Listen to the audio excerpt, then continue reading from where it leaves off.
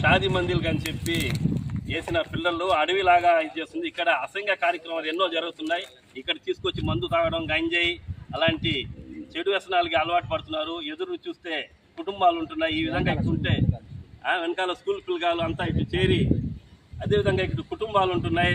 ఇక్కడ పావులు గుడ్లు అవి చేరి వాళ్ళకి కుటుంబాలు ఇక్కడ కాపురాలు ఉన్నాయని కూడా భయపడే పరిస్థితుల్లో ఈ షాదీ మందిని ఈ విధంగా తయారు చేసి పెట్టారు.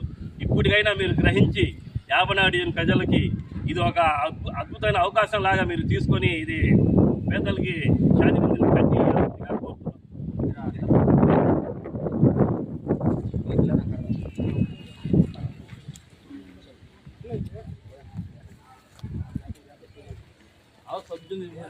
వీడియో